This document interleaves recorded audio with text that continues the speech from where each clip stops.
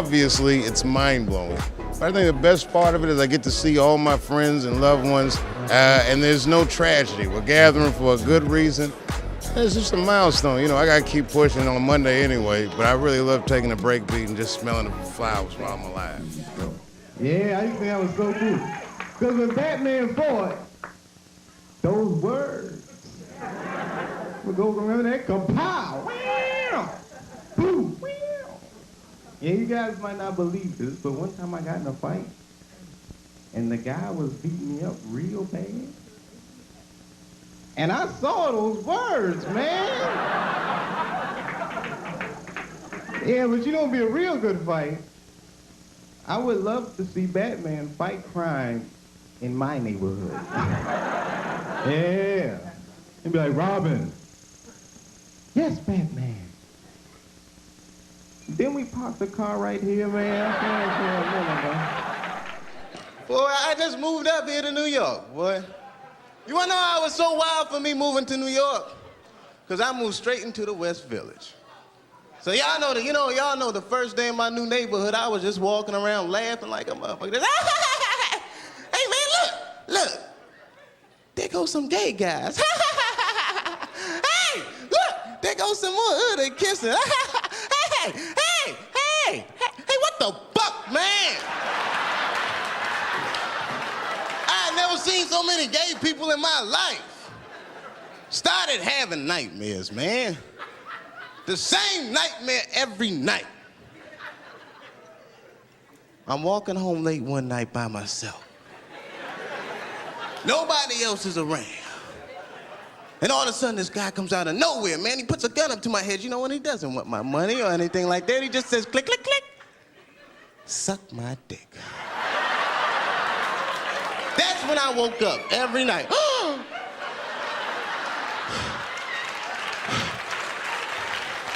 What is this song? You know, that's just our grandmother used to sing that when she cleaning up.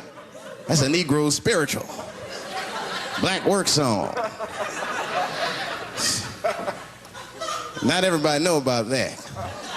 I know. See, white people, you guys might whistle when you work. You dig? But that's how you can tell what kind of work we're actually doing.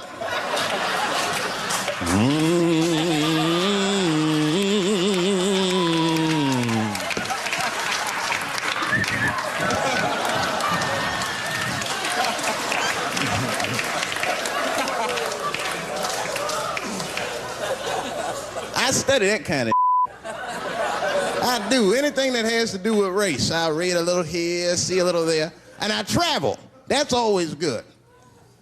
Traveling has made me a racism connoisseur, if you will. You know, it's different from region to region. Anyone ever been down south? So you guys know what I'm talking about. Now, the racism down there is just, it's perfect. It's due to a perfection. It's comfortable, it's out in the open. There are no secrets in Mississippi. Everybody knows the deal. Morning, nigger. Morning, sir.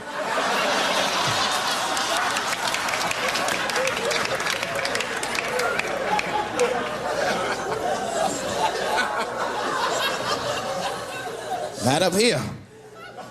You hit the big cities, man, it's different. It's always a secret. And we should do like them. We should keep our shit out in the open, then a little. I mean, with limits.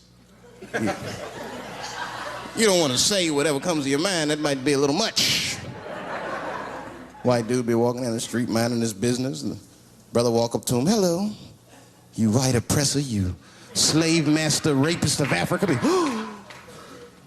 Why, hello, my big lip spear chucking friend. Touche, hunky. So, Whitey, what did you do today, huh? Oppress a new land and make the people there Christians against their will?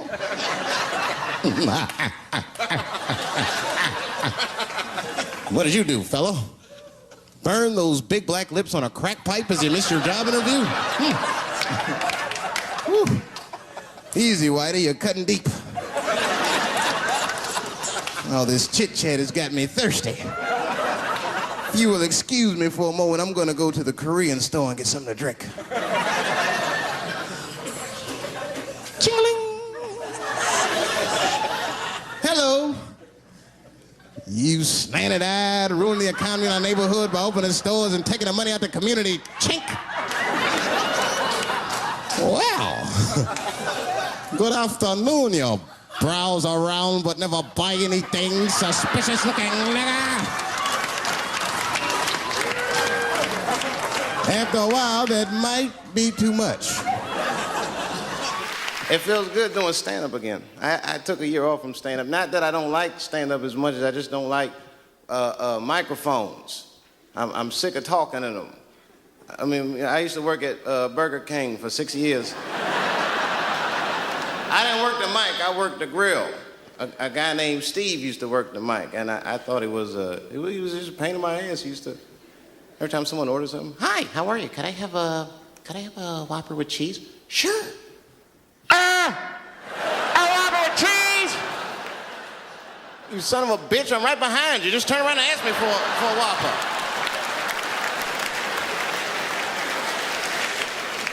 You know, Canada's nice. This is kind of like a kinder and gentler America, in a way. Even like the police are nicer. I'm not gonna say they're nice, I don't know. But they just smile at least, you know? I've been to jail before, twice, not as a prisoner. One time was from childhood. I was suspended from school 23 times during February.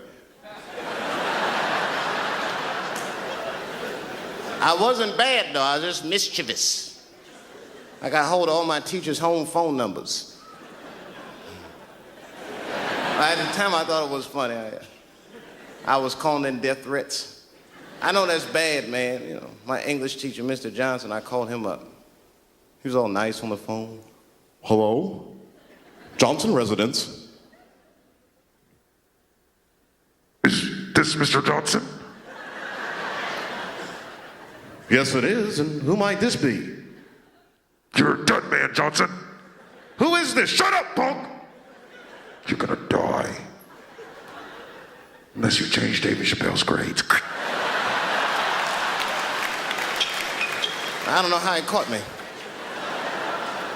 After that, they put me in a program called Scared Straight. Have you ever heard of this? This is where they put bad kids like me in prison. And the prisoners yell at us, they tell us scary stories. You know, they try to scare us into being good. And the other kids were scared. But I was not scared. I was just heckling the guy. "Hey, shut up, you convict. Like, I'm gonna take advice from you. You look like a person that made all the right choices in life. Wrap this up. I gotta be out of here by 3. What time you leaving?" This guy.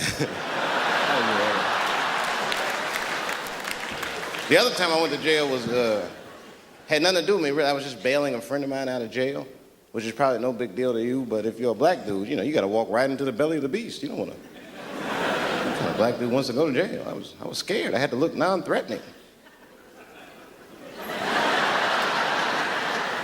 "Hey, how are you? I'm here to bail out a friend of mine." "Oh, okay. While you're here, you do fit a description. If you'll just walk this way, we can..."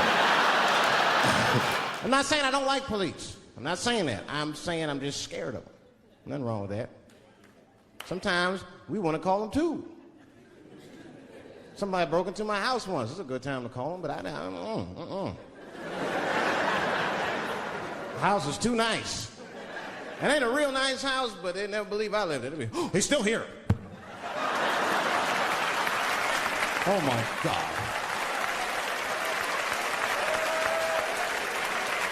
Open and shut case, Johnson. I saw this once before when I was a rookie. Apparently this nigger broke in and hung up pictures of his family everywhere. Well, let's sprinkle some crack on him and get out of here.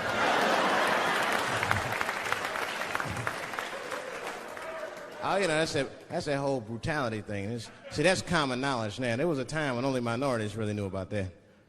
I'm not going to say white people didn't believe us, but you were a little skeptical.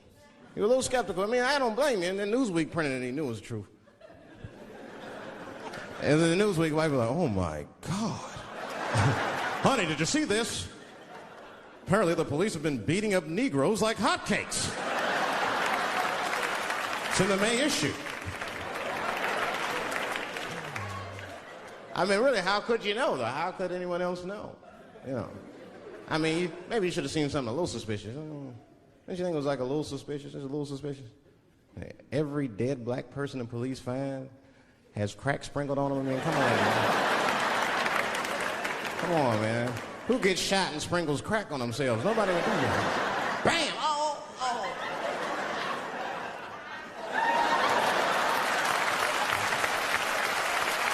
I don't want to leave no... Priceless.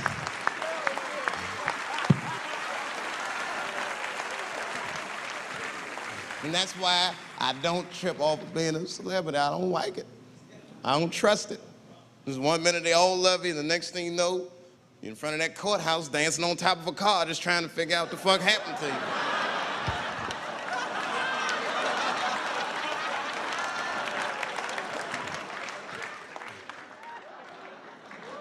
That's what I'm waiting for, because the timing of this Michael Jackson shit is what makes me doubt it. Every time there's wars going out of control, or the economy gets bad, or something is wrong with the world at large, it's always these moments in history that Michael Jackson will coincidentally jerk off a kid. This is getting ridiculous. Like, are you planning this shit? Do you have meetings? Michael, thank you for coming. As you know, Michael, the war has not been going as well as we expected. There's been a lot of hiccups, and the public is asking us a lot of questions, of course, and, well, Michael, there's no nice way to say this, and all I know how to do is be direct, so let me just be direct. We're gonna need you to jerk off another child, Mike. I'm sorry. I am sorry. But it would really help out. Or maybe he did it, who knows? Who knows? That's the thing, that's what I wanted to say, who knows? Who the fuck knows? Mike, God, and this little boy know. That's about it. That's about it. The only reason that I can even talk about this shit is because everybody is speculating. They all think he did it. And I don't think he did it. I'm alone in this. I don't think he did it. I'm not gonna say I don't think he did it. That's too strong.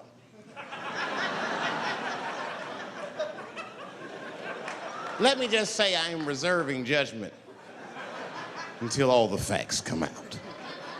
But so far from what I heard, I mean, the kid said he was dying of cancer. He was in Make-A-Wish Foundation. He claims he had 2 weeks to live, and it was his dying wish to meet Michael Jackson. Come on, man, give me a fucking break. This kid is 10 years old. He don't remember Thriller. The fuck you want to meet Michael Jackson for, honestly? I remember Thriller, and I just, like, kind of want to meet this nigga. Like, I wouldn't break an appointment to meet him. I'll put it that way. I'd have to already be free. That's ridiculous. It's like if I'm dying in 2 weeks and go, oh, mama, get me in a room with Chubby Chuckle. I wouldn't want to meet that motherfucker. My last 2 weeks. Why not Usher or somebody like this? So then the kid claims he goes to Michael's house. This is where it all gets crazy. I don't, like, you know, he does everything you'd expect at Michael's house. They climbed trees and rode roller coasters and Ferris wheels. The chef made cookies, pies, and cakes. They was petting a monkey and the giraffe. Sang songs, kid shit. And in the middle of all this childlike activity, for some reason, Mike pulled out some wine and some pills and sucked his kid's dick. Folks, it hurts me to say it. And the kid had the nerve to call that abuse. Motherfucker, that is a good host. God damn, what else do you want? What else do you want? I'm lucky to get a glass of grape drink at my friend's house. Let alone a roller coaster ride and my dick sucked. Mike must be confused, like I brought you in my house, I fed you, I sucked your dick, and this is how you repay me, motherfuckers? This was your wish, not mine. Thought you were dying in 2 weeks. What happened to that motherfucker? I've been in court for a year and a half. You get stronger every time I see you.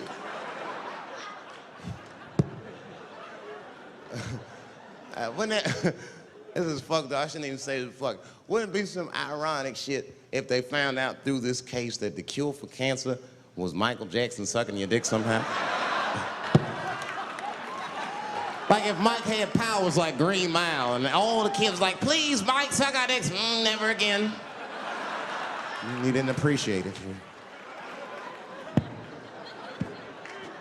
Can we at least study your saliva? Please, Mike.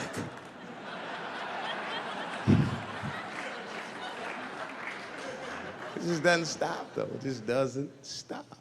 And the only reason I can talk about Mike is because he's a freak. He is a freak. That's why people let you talk about him. Because if I brought up Catholic priest fucking kids, it'd get quiet as shit. But when Michael Jackson does it, it's okay because he's a freak. His face is all cut up. But just remember, when you look at that thing that he calls his face, that he did that for you somehow. Somehow he thought you might, maybe it'll help. Maybe people will like me more if I turn myself into a white, ghoulish-like creature. I don't know what the fuck it is, but he did it for you. And I appreciate the gesture, Michael Jackson. If you're watching this, I appreciate that gesture, and I want you to know, fuck everybody, Dave Chappelle understands. Because you want to know something? I'm getting some work done. Surprise, yes. Nothing major. You would never know if I didn't tell you, but it's some shit I'm insecure about that I want to work on.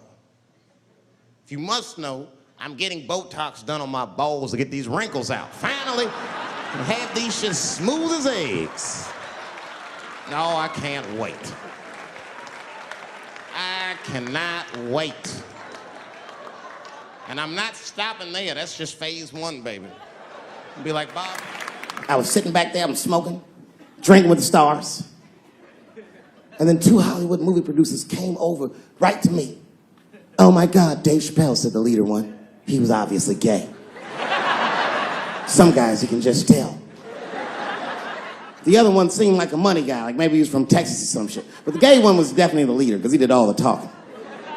And then he hit me with, so David, do you have any movie ideas that you would like to pursue? The truth is, I don't.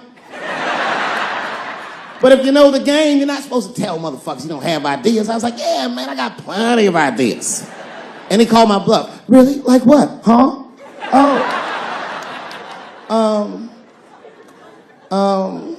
And then I just started making up shit that I thought maybe he'd like to see. I said, I have a superhero idea. He goes, really? I go, yeah, he's a gay superhero. He was like, really? What's it called? Huh? Oh, it's called Same Hero, New Boots. It's about a gay sous chef in San Francisco. He gets bit by a radioactive rat on his shift when he's taking out the trash. And is blessed with powers beyond his wildest dreams. Supersonic, gay kind of powers. And he starts saving everybody in San Francisco. But at first, he only saves gay people. Later, he saves everybody, and the whole city just falls in love with him. The only problem is, no one remembers him when he saves them. Well, I don't understand. Why wouldn't they remember him? I said, because, dummy, he's gay. He keeps changing his outfit. People come up, thanks for saving, mister. What's your name anyway? And he's like, same hero, new boots, and that motherfucker flies away.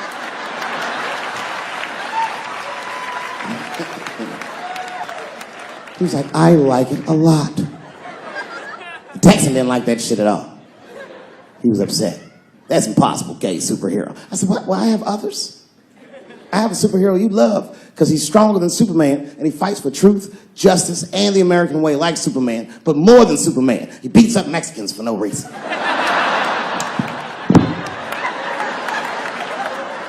The Texan's like, you got my attention. I was like, man, this motherfucker is so strong, he can fly and do all this great shit. Only problem with this guy is he can't even activate his powers unless he touches a woman's vagina. Not a long touch, just a couple of pats.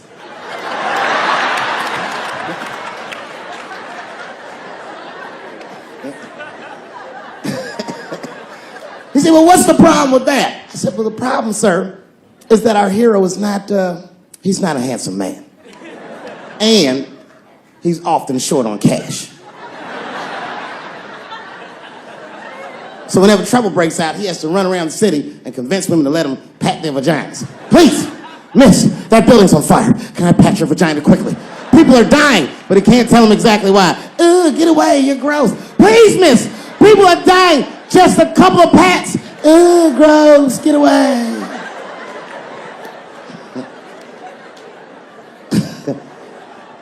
So he rapes them. I know. That's the dilemma for the audience.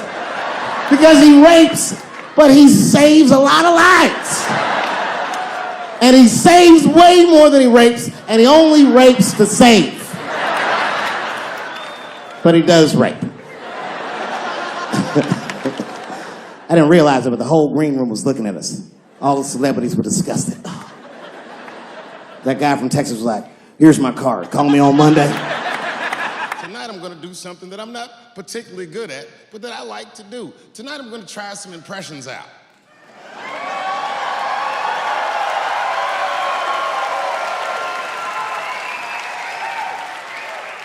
I only got 2. All right, the first impression's kind of dumb, but I like it. This is my impression, you ready? This is my impression of the founding fathers of America when the Constitution was being written. You ready? Here it goes.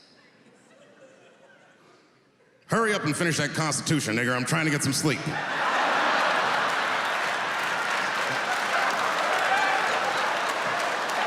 not bad, right? All right, the next one.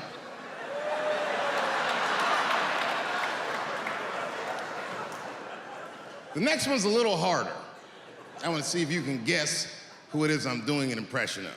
All right, let me get into character. You got to guess who it is, though. Okay, here it goes. Hey, if you do anything wrong in your life, and I find out about it, I'm gonna try to take everything away from you. And I don't care when I find out. Could be today, tomorrow, 15, 20 years from now. If I find out, you're fucking finished. Who's that? That's you.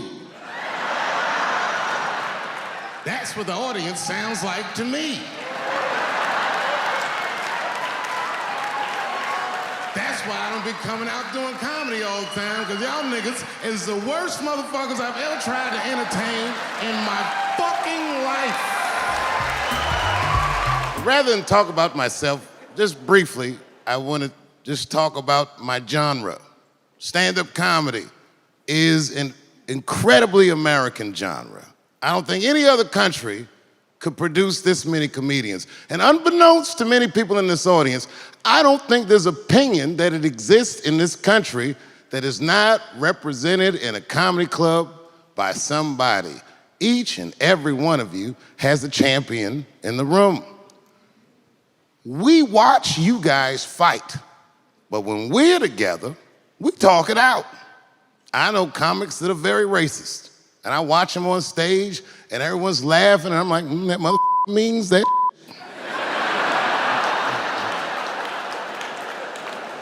Don't get mad at them, don't hate them. We go upstairs and have a beer, and sometimes I even appreciate the artistry that they paint their racist opinions with. Man, it's not that serious. The First Amendment is first for a reason. The Second Amendment is just in case the first one doesn't work out.